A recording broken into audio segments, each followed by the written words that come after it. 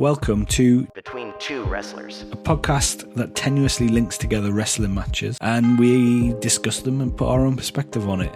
I'm Andrew Bowers, the owner and promoter of North Wrestling, and I'm currently sandwiched between two wrestlers, Rory Coyle and Liam Slater. So, how's everyone's weekend been then? I know that yours has been a bit busier, Liam. Yes, I've had a fairly busy weekend. I went over to a little place called WXW in 16 Karat Gold. I was there for the weekender. I wrestled 3 times. There was one that was definitely announced beforehand. Then there was one that got announced 2-3 days before the show. And then there was the Sunday show where I got to the building. I went up to production and saw Mark, who's the head of production. And he was like, "Hey, you're in this 8-man tag today." And I was like, "Am I? Okay, I guess I'll go and get my gear." So then I had to go back to the Airbnb, get my gear, and wrestle again. Not that it was a particular issue. Oberhausen was very flat, and I got to ride around on a scooter as well, so that was fun. As a coach, if you've not followed the number one rule of wrestling, Always bring your gear. Yeah. Now, I intentionally didn't do that because I was like, there's loads of people there. I've already wrestled twice. Like, if something comes up, there'll be somebody that wants this spot. But my name was like, it wasn't like, "Oh, do you want to do this 8-man tag?" And I'd have said, "Yeah, of course," because I'd been asked. But like, it was, "Yeah, your name is on this list for this 8-man tag." So I was like, "Yeah, sound, no worries. I'll go and get my stuff." That's a good sign, though, right? I think so. And then we went back to the hotel. We stayed at like an Airbnb, but we went back to a hotel that they were all staying at. We had some food. We chatted with like a bunch of people and stuff like that. Shout out to Travis Williams and Ryan Clancy, who are 2 of North American wrestlers that I met this weekend, and they were super sound.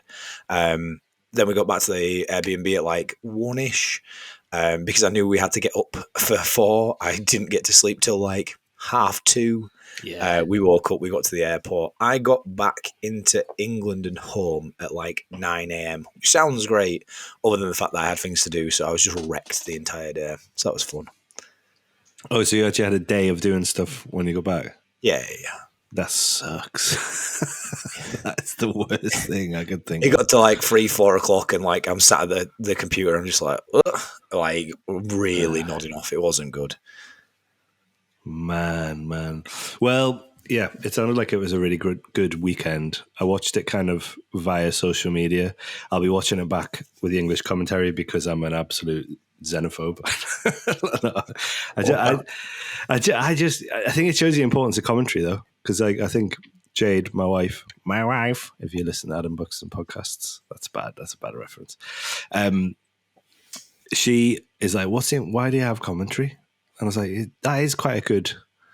It's a bit of a weird thing, but it's also like in sports, isn't it? It's like that is quite a strange thing that actually you have to have commentary over the presentation of whatever's happening in front of you.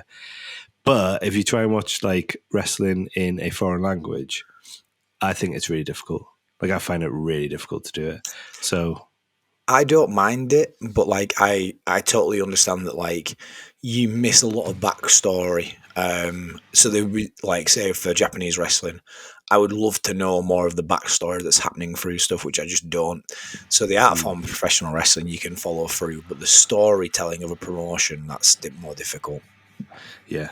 I think understanding context and stuff like that, and if you're kind of going in, like I don't follow WXW on the regular. Like I don't follow really any promotion on the regular. I don't think there's many that I've, like I don't have the time, and I really should. But doesn't even follow North. No, I don't think I do, to be honest.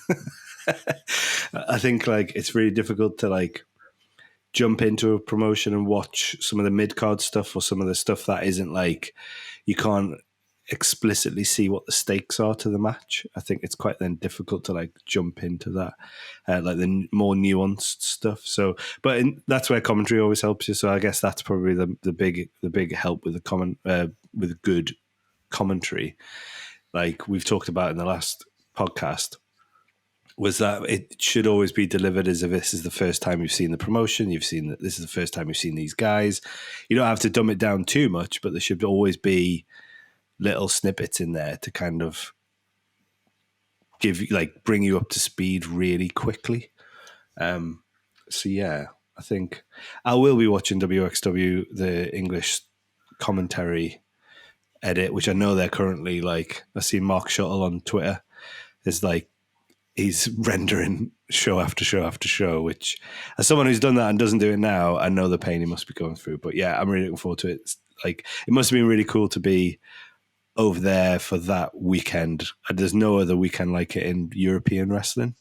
Yeah, it was incredible. Like I was sat there on the Friday, so the amount of shows that they had was ridiculous. There was a Thursday show, a Friday show, 3 shows on Saturday, 2 shows on Sunday, and like busy across the board, like extremely busy. So the Friday I was sat there and I was watching like people plan and stuff like that, and like all these sorts of bits and pieces, and like just looking at the setup and stage and being like, wow, this is big time. The Sunday that sort of settled a little bit because I was on the show, like I was wrestling, so that feeling sort of faded out a little bit. But yeah, overall, like just to be there at the weekend and experience it, and being around people like Gringo, for example, and like Manders and like Leo Rush and the import, so to speak. And then also for me, more so being around like the WXW guys and like the European contingent, like they were sound when they came over for North, but like they were super cool. Like Lawrence Roman, he's just the man. He's just the dude, both in a wrestling capacity and also like I suppose you would call him like a head figure of WXW. Like he was solid. Yeah, and like the rotation was like super cool as well. Angle Blanc was really cool, and he's coming back over to North as well for the NCL Cup. He is. Yeah, so it was incredible to be around that amount of talent that all supported each other. Like, Axel Tischer as well, who won the Ambition tournament, which again, he's been someone that's been at North. And then everybody who was on the tournament was like in the back congratulating him for winning the tournament. Same thing with Lawrence Roman, like he came through to the back and like all the WXW guys were there, and like, you know, like Tischer's got like tears in his eyes because he's like his trainer, and like Icarus, like who he's also another top class dude. Like the Amboss guys are real nice, and Robert as well. Like they were just all in the back, like all supportive and being like, "This is mint." Like, wow, what an achievement! And it was just cool. God, he's so fucking positive, man. You've had a hell of a week. I know that outside. He's so happy, isn't he? Wrestling as well. So. I love it. I like him when it's freezing cold. He's wearing his poncho and he's looking at me going, "I've got to drag this fat lad through a match." That's the Liam I like. I don't like this upbeat Liam. Yeah, sorry, I've had too much fun this week. Is there? You said about the them being super well attended. Did you notice like a difference in audience, Liam, like compared to how they, I suppose, digested the product or interacted with it? Were they a bit more?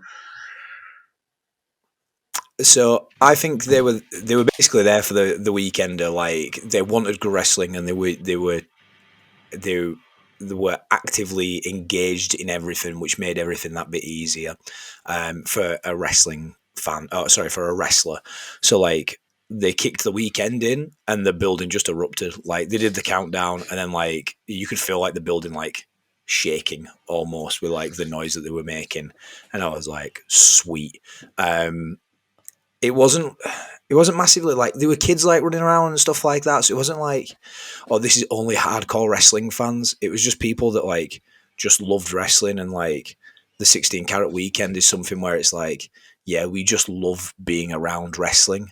So yeah, it was well attended, but they were super up for everything, and across the board, like the Ambition stuff was obviously like different, but they were actively going, this is the Ambition tournament, so we react in this manner. Yeah. Like I was in the first ever WXW Ambition tag match, and there's a moment with Oscar and Lawrence Roman again where they're just battering each other, and the crowd come unglued, and I was like, this is awesome, this is wicked.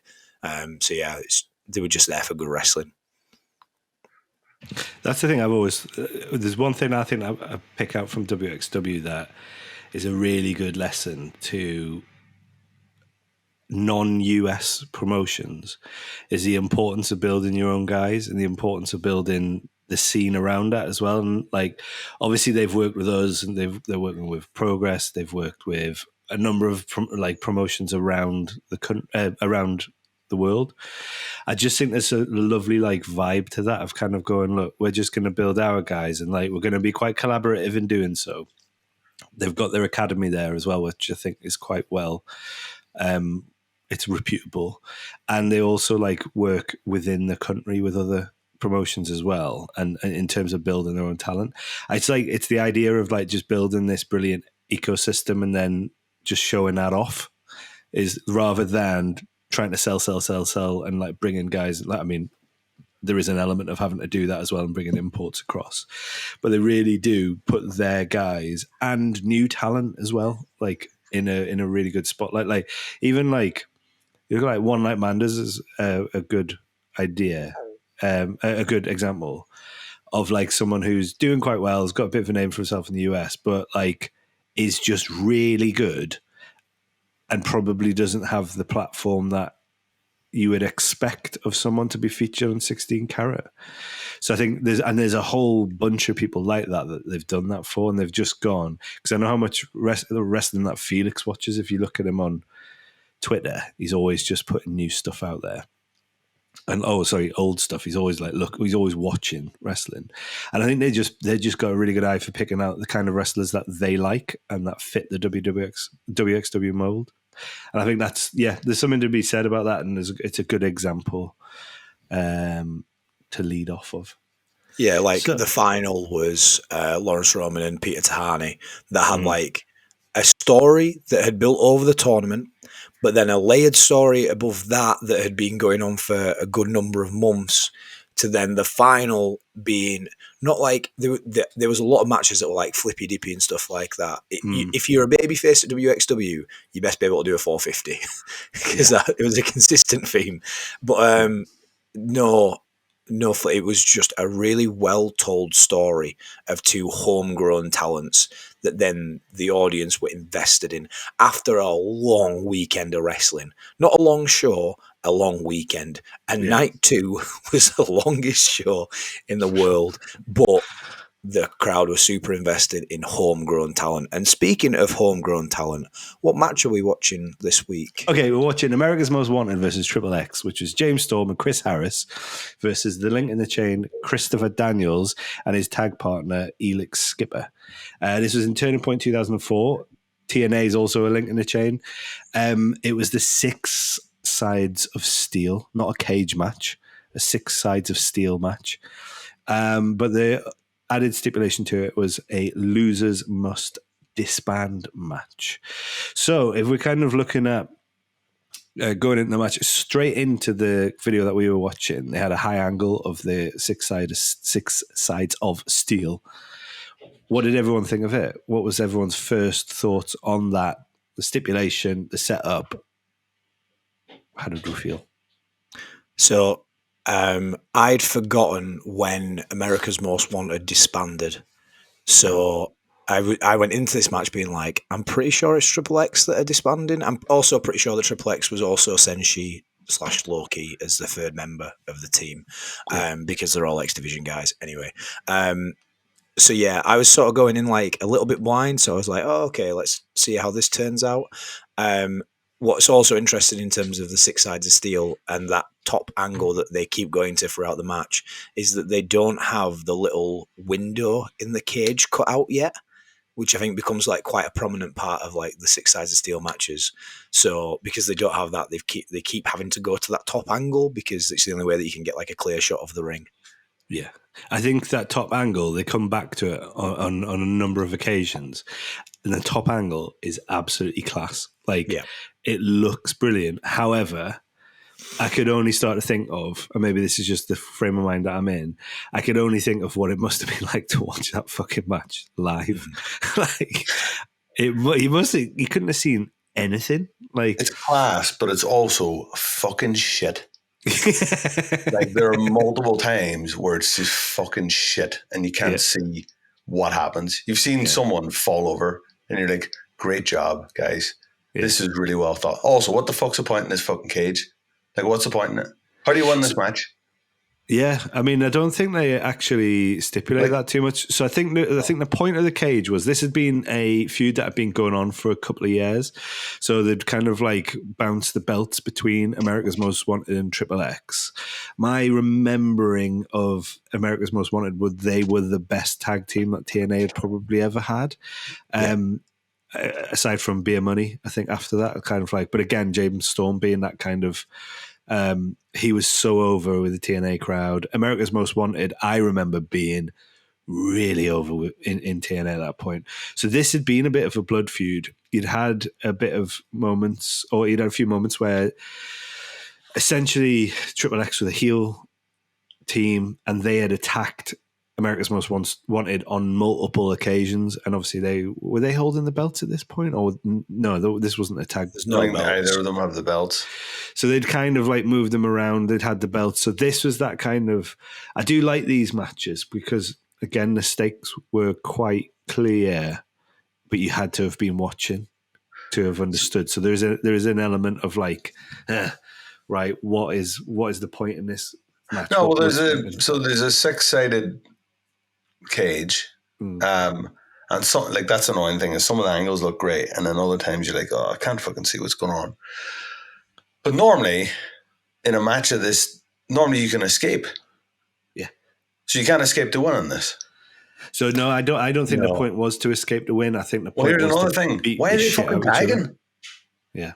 Why are they standing in corners of this cage, tagging in and out? Yeah. So I think the cage is used, and I want to talk about this a little bit later on when we go into another bit about the match itself. I think the cage is used as like it's there as a weapon of like this feud has got so heated that we have to add this extra stipulation of like here's this cage, not as a way of keeping people in, but as a way of adding more viciousness and barbarity to the match. Yeah. That's a vibe it feels very NWA, which is a spoiler for what I'm going to talk about later on.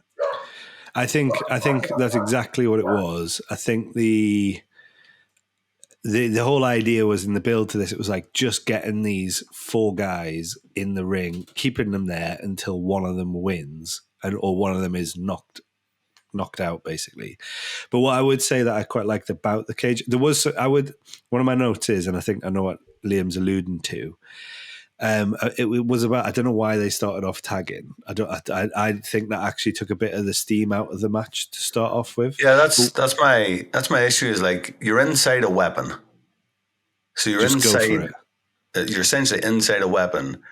Why are you playing by any form of rules? But also by the time it gets to the back end of the match, no one's tagging. No. So what was the point in tagging? I think they get rid of that tag premise quite quickly, and I think at the point where Daniel's split open by the cage, and I think that goes to the point of it being a weapon. Is like, I think there's a little bit of a misstep in. They should have just had a really hot start, and if they were going to draw blood that quickly, I don't know why they didn't just go hot start, blood straight away. And like, I also think like the cage reminded me of how I felt about the blue cage in WWE when I was a kid. And when they used to have like Hogan and Bossman in the cage on that, I used to watch that Coliseum video. You tread carefully here, Byers. You tread carefully. But like the way they used to throw them into the cage and stuff like that, like I honestly felt when I was a kid, I was like, that cage must be the hardest thing. Oh, I thought you were going to slag off the blue cage. You're fine. No way. No. So yeah, I don't know what you felt about that, Liam, in terms of like it being a weapon and how they sold it from there. So I quite like the cage. I think the comms do a good job of like talking up like 6 sides of steel and like the unique selling point that it's not 4 sides and it's shorter and all that sort of stuff. There's some bits of the cage that like I'm not massively a fan of. Like the top of the cage looks like pretty unkept and like not in like this is dangerous, but like they forgot to kind of neaten that up a little bit.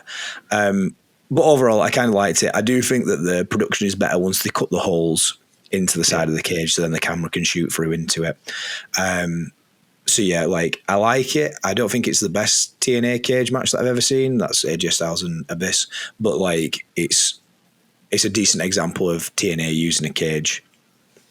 Yeah, and I think going back just quickly to kind of just circle back around to the premise of them tagging to start off with as well within this cage. We've talked about Chris Daniels on the last one. and there was a quote I think you made. What was it of like, I'm not taking anything out, but I'm not putting anything. Was it? I'm not putting anything back in. It's the one PW. I'm not taking anything out to save time, but I'm not. I'm not putting anything in. Yeah, and I kind of feel like they went in planning this match. I would imagine this was a Chris Daniels match. Like, it feels like a Chris Daniels match, and he's the most experienced in the ring at that point. I don't know. I would have cut that. I would have gone to a hot start, and I would have gone straight to blood, and I would have just gone, fuck it. Like, let's just go 100 miles an hour in the cage. I think it. But they are two tag teams that are operating as tag teams. So their bread and butter is tag team, tag in, tag out, up until that blood happens, and then they go, let's just fight. And then Skipper's got to get involved, and then by proxy, like, America's Most Wanted have to get back involved. So I can see the logic of, we're going to be teams. Hang on a minute. This has gone too far past a wrestling match, and we're going to show you that in our match. What did we think about the blood straight away? There was a point where I was like, ooh, he's busted open. And about a minute later, I started to think, oh, this blood feels a little bit too much already. What were your thoughts on it? Not much. So I think this is a separate entity of a question out of it. I don't know if you want to hold that, because I feel like this goes into the match structuring and vibe and stuff like that. Yeah, we can kind of take that out. Okay, so right from that point, I'm just going to make a movement so it looks like I can find it in the timeline. Should we talk about the handcuffs? Yeah, let's talk about that. I think this is the best part of the match to talk about as well. Who wants to lead off with it? Yeah, I can. Yep. So a huge crux of this match is the handcuffs that are involved. So to talk through like the kind of story of it, America's Most Wanted come out with handcuffs. So I'm guessing there's been some handcuffs at play like in previous matches and sexy handcuffs. What's that? Sexy handcuffs. Yeah, fairy ones. Always like Harris is a big fan of fairy pink handcuffs. So they come out with them. Once Daniels is bust open, the comms put over that he's wiped blood on his towel. So, like, they highlight the towel there. The towel comes off, and they've hidden handcuffs already attached in. They then handcuff one of America's Most Wanted. I think it's Chris Harris. And then they have the key to the handcuff, almost to be like, haha, look at how much you can almost get out, but you can't because we're beating up your dude. The hot tag, in quotations, is made by the passing of the key of the handcuff to then get Chris Harris out, so then they can get back to level again. Then they handcuff Chris Daniels, and then that takes us into the finish of the match, which means that they've had to take out one of the opponents completely to make it 2-on-1 to then secure the victory out of it. It's a very well played and well paced object throughout the match. Definitely. I thought at the start of it, when I first saw the cuffs come out, I was a bit like, oh, cuffs in a match. I was like, here we go, the old cuffs. And then as it started to play through, I was like, oh, this is really clever. How do you, if we go back to what we were talking about at the start, where it's like you've kind of started the match with tag rules when you didn't need to have tag rules, and the whole premise is it's a tag match.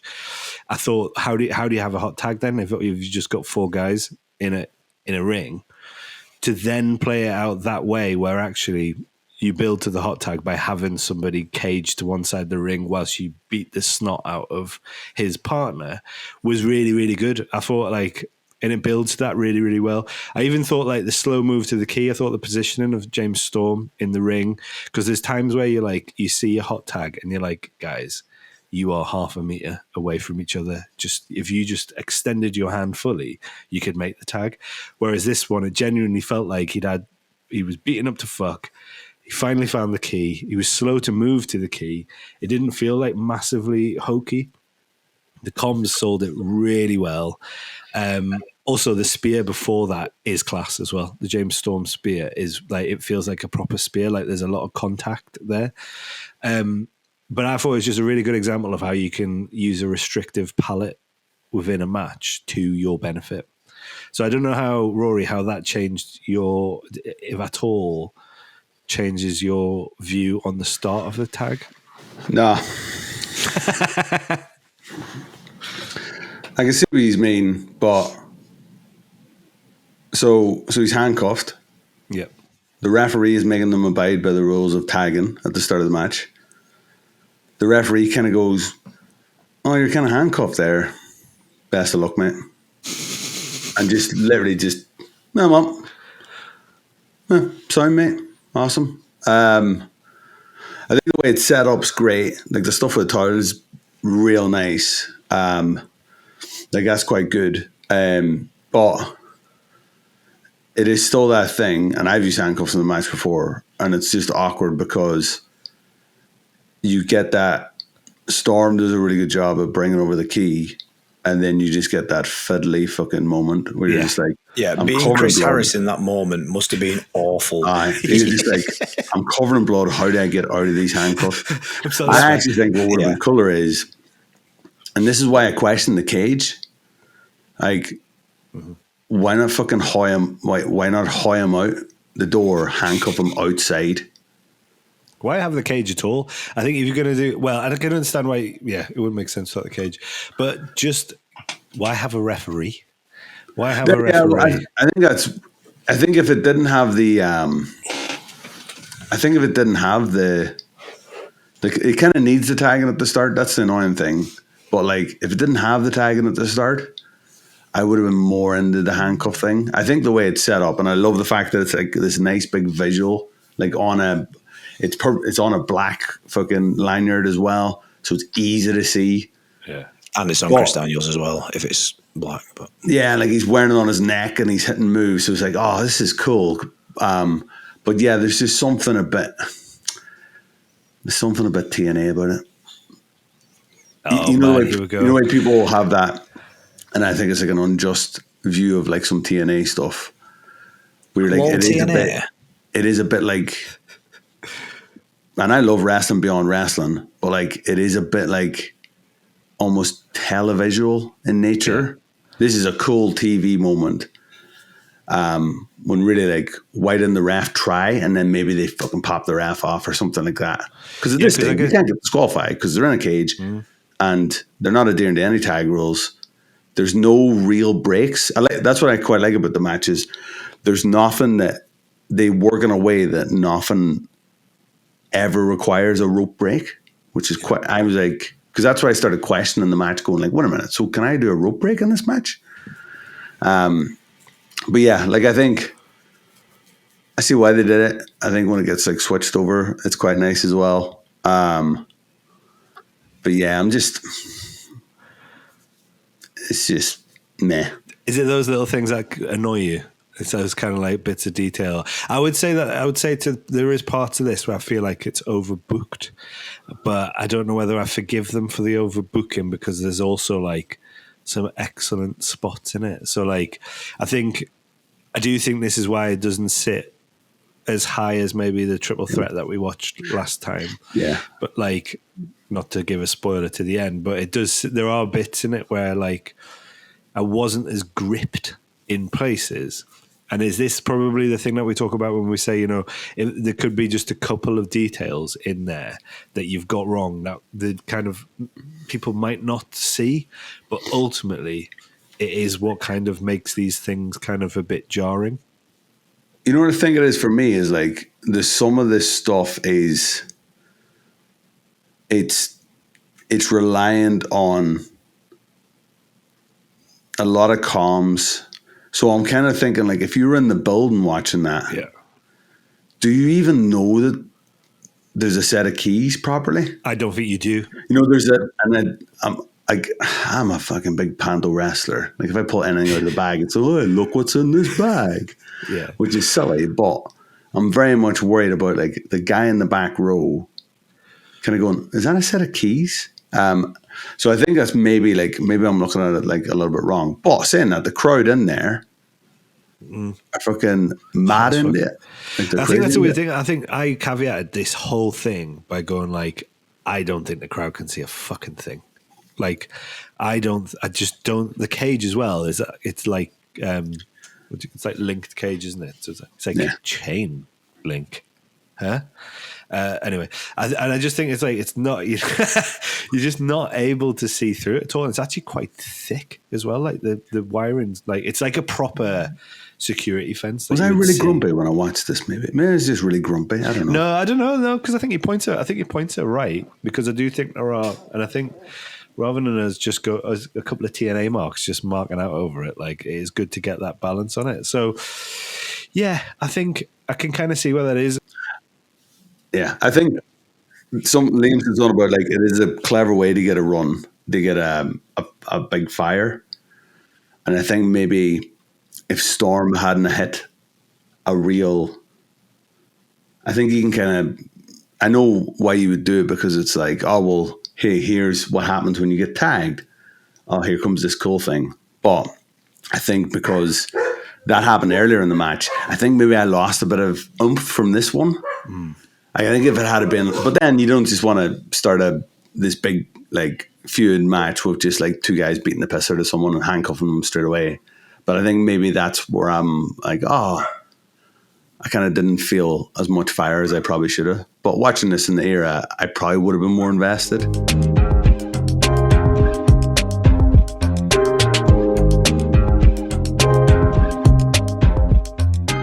So in regards to the overall match, I know we've touched a little bit there about like the stipulation stuff sort of making it feel like a little bit odd to watch. I felt like watching this was almost a little bit of a throwback. I felt this sort of, to me, reminded me of like NWA tag team wrestling, especially like in and around a blood feud. So certain things that add to that, I think we meant like the blood is a huge element, but rather than the blood being a result of a big spot, it's that blood is there because this is a blood feud and it just happens. Like, I couldn't even tell you why Daniels gets bust open. He just ends up bleeding at some point. It's very early. He just takes a cage, I think. It's the cage. Yeah. I had to rewind it back to go like, what? When did he?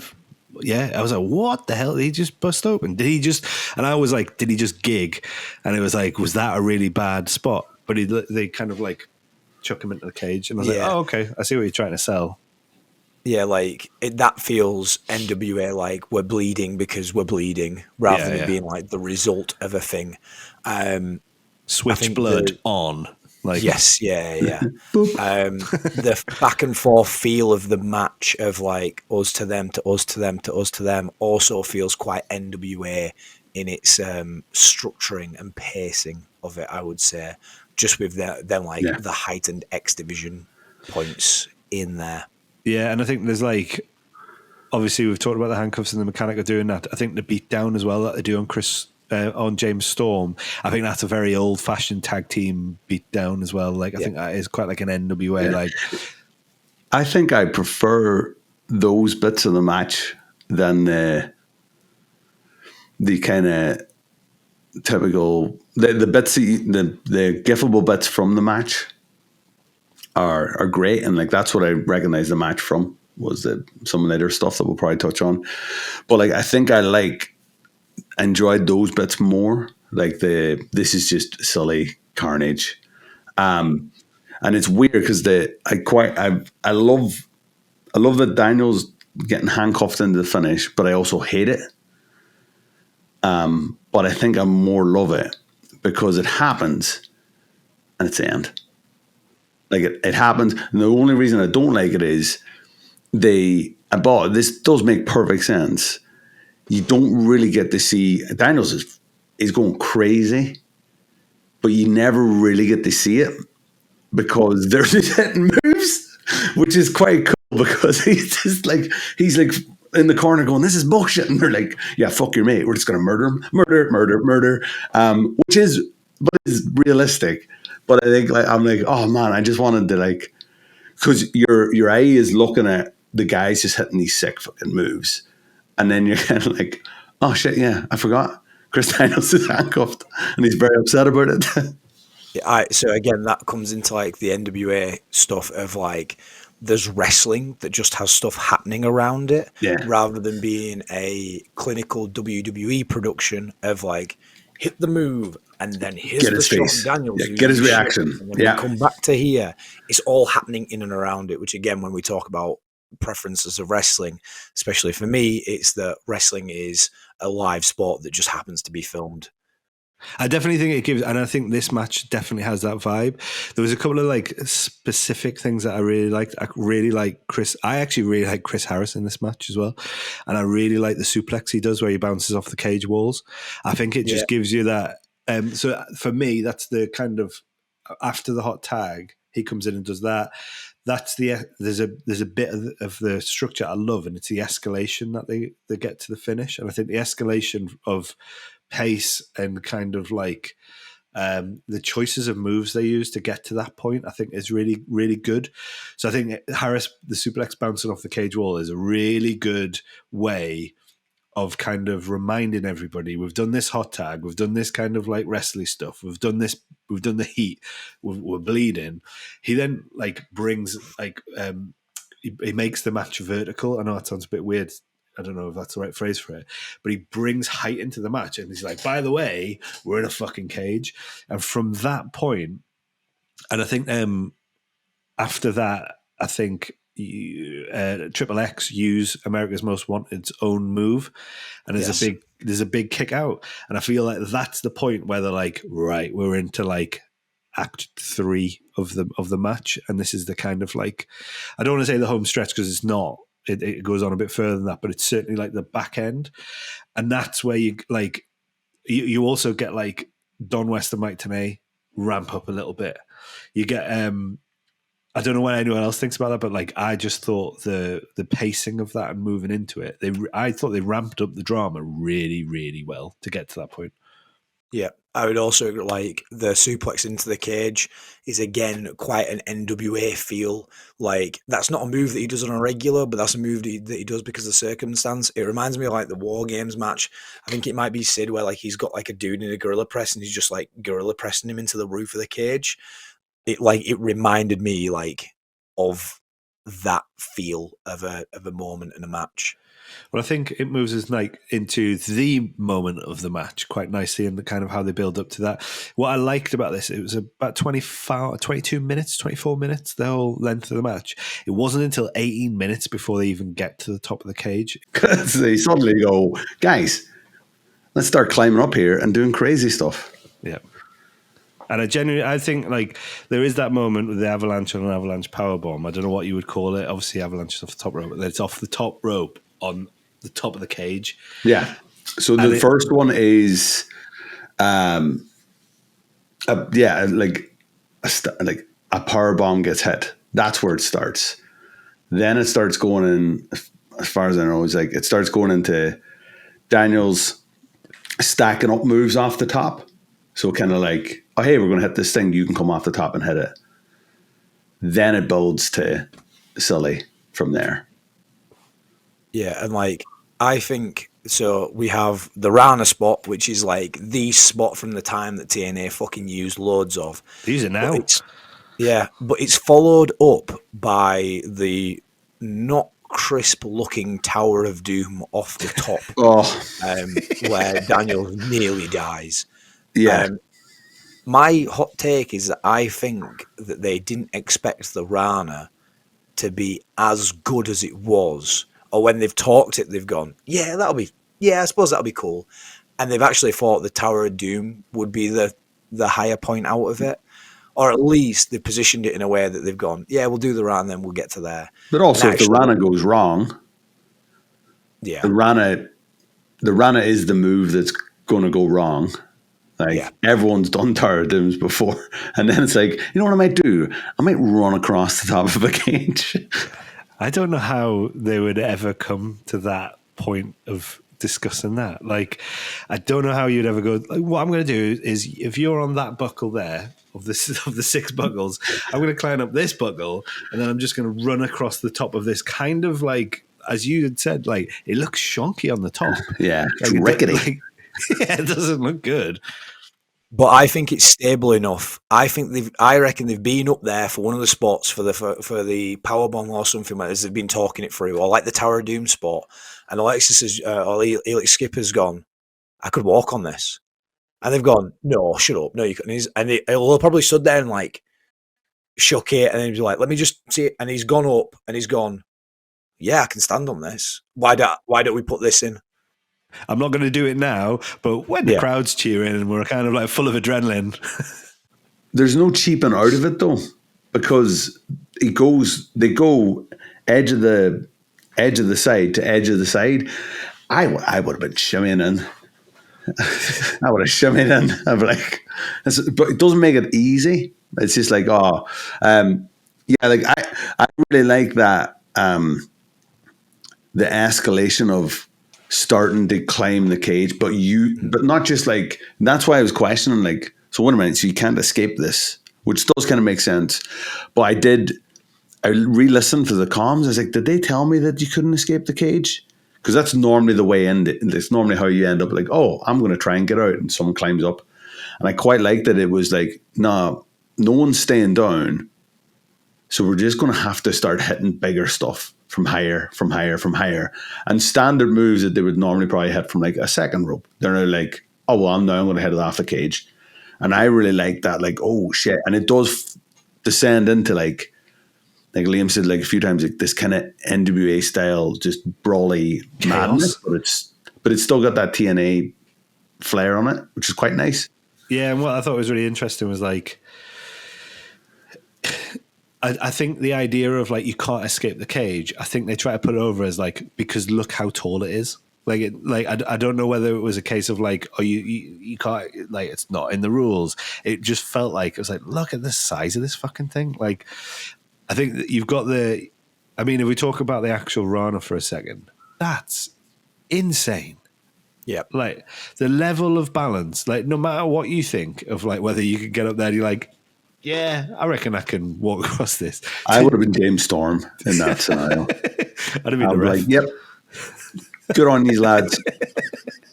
I'll watch down here. I'll make sure we're all right. 100%. And I think, but like, has that been done? That same thing, has that been done again at TNA? I don't believe so. I don't think so. Have I not seen that again? I don't think so, because I think it's one of those things where it even in the moment that he did it, and he kind of topples towards the cage, which is the right thing. Obviously, he's kind of going like, right, if I start to lose my balance, I've just got to like fall into the ring. That's the best thing to do. Like, I guess if it all goes wrong, just fall that way, much less of a fall. I'll have to take a bump. I'll probably break my back, but like I'll take a bump, like, or get caught or whatever. But the way he does that, like, and then still gets his legs up, like he's proper. I don't think anyone would try it again, because the likelihood of you being able to actually do that is very slim, and I think that's why people lose their shit, because they see it and it looks good. Because you've also got to bear in mind that it's Chris Harris who takes it, isn't it? Like, you got to bear in mind he's also got to take it quite well as well. He's essentially got to take a Rana off the top of the cage. Like, that's still not an easy move to like do with the ropes right below you and all of that happening. Like, and again, like, if we just touch on like the six-sided ring and like how notoriously stiff it is for these bumps that are happening, for them to be like, yeah, go on then. It just, I think, speaks volumes for the amount that they wanted to do things that people talked about for a long time afterwards. I think what's also great about it is right after it, Daniels does a big elbow off the top of the cage, and I think that was meant to be like a tandem move. It was like, wow, he did the Rana, wow, he did an elbow. I really think, because if you think about a Rana and a flying elbow, they're kind of on the same pairing. However, that Rana is like stratospheric in kind of like. Yeah, I like that elbow though. Yeah, it's really good, but it shows you previously about him being like too. Like Lehman mentioned, like he's almost too crisp. Yeah, and I kind of like that elbow because it looks like it's like, man, your body doesn't want to hit this. I also think it makes the Rana look amazing, because he climbs up on this cage and he's like, his feet are like, he's wobbling. It's a proper like, oh shit. He doesn't stand up fully straight to deliver the elbows on, like you're saying. It's kind of like he's going like, shit, well, I guess I'll do this, fuck's sake, like this is gonna hurt, like, yeah. Which then moves on to the Tower of Doom. Do we want to discuss that a little bit? Because then I think that's the final bit of the top of the cage maneuvers, and I loved the fact that it looked sloppy as fuck. Yeah, but I Chris did also go like, oh god, Daniels looked like he was made of spaghetti. that was horrible. He was like a spaghetti man, and like I'm just like, it could have been so minging. A fraction, if a fraction less of rotation, he could have like landed directly on his neck. It was really scary. Yeah, he absolutely could have died. And again, it just goes to show the risks so that the guys were willing to go through to provide wrestling that like kept people like engaged. And I think it's why so many people look at TNA now with like, similar to myself, with like a fondness in their heart, because they're like, let's fucking go. And at a time period where this is like 04, so like WWE still doing like cool stuff, but like it's just about to start wearing out. And when I got into TNA, I'm probably looking at like more 06 and pushing through there, where WWE feels like it has lost its steam a little bit here, for the people in TNA to be like, I will give you everything that I've got. I think it says a lot for the fans that they've got. So yeah, I think it's the last two matches that we've watched is kind of indicative of where TNA was and what they built off, and they were basically being the antithesis of WWE, and they were like utilizing a lot of the old NWA stuff as well. As it was based in the South, it was very much Southern wrestling, but with like an indie wrestling slant on it. And obviously they pilfered quite a lot of people from the indie scene to put them in these spots as well. Little note on Elix Skipper, he's 56 years old now. But again, this happened 20 years ago. So that's absolutely mad. But it was a really sad story for why he didn't get back into wrestling. His son was killed by a gunman in his own home. That's the one, yeah. And he basically just said his wife tried to get him back into wrestling, and he went, "Nah, I don't even watch it anymore, because if I even had a sniff of it, I'd want to get back into it, and all I want to do is spend time with my family." And I was like, holy fucking shit. Like, and he didn't wrestle much after this spot. I think he only had 10 or 12 matches after this, and that was him. That was him done. But like, I don't think in TNA there will ever be, or like, I don't think there'll be a moment that encapsulates what TNA was about more than that moment. And that, I think, if they hadn't had that moment, would the match have been so revered? I'm not 100% like sure it would. So what does everyone also the fucking commentary on that spot was just you gotta be kidding me. I love it. Like so fucking good. Okay, cool. So let's go to the ratings of this match. We're gonna I'll start with you, Liam. What did you reckon? To continue on the breakdown of a bear's undercarriage anatomy, I would probably say it's one bear ball. Yeah. I don't think it's as polished or as crisp as the triple threat that we watched last time. I do think it's class wrestling. I do think there is a nostalgia factor that comes into it, which obviously bumps stuff up in my ratings. I like the handcuff stuff. I think that's a really fun story. I did find it like a little bit like staggered to get through at times. But overall, I did enjoy the match.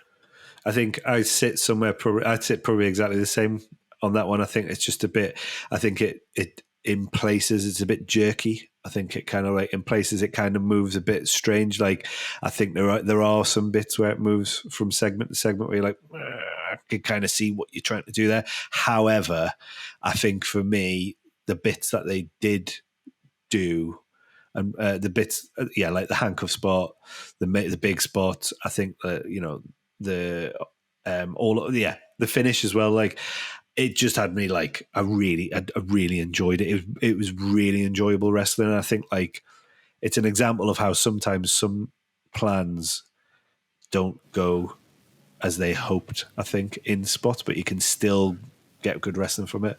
Rory, what were your feelings from it?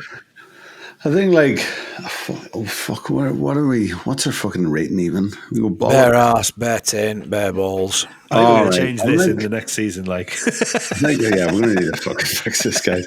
I think I'm upper gooch. I'm upper gooch encroaching on a bare ball. I think, yeah, upper gooch. I think if it was just from the handcuff to the finish, I think I'd probably be one big slapping bollock. But yeah, I'm upper gooch. So there's some little bits that I was like, yeah. And part of that too is maybe just it's a little bit hard to see sometimes. But no, it is like, I actually kind of prefer the other bits to the Rana thing. It's because I've seen the Rana thing so many times. Like the other bits of the match kind of stand out to me quite nice. Like I love that finish. Like it's, and the way the finish is shot is minging. It's great. Like, so yeah, upper gooch. Just excellent. Poking at a bollock. Hello. Just like that. We're definitely changing this rating system. Yeah, excellent. Well, I think that's it from us from this one. He's not going to jump in this time. Where you can I was expecting it. I was waiting for it. Yeah, I thought that's the gimmick. Yeah, well, you gotta. If you enjoy the podcast, then you can come see our amazing wrestling show at northwrestling.co.uk. Tickets are on sale for our big show, Thunderstruck 2, which takes place on July 13th. 13th, there you go. But you can find us on all socials. I realised that the socials are slightly different. We've been live.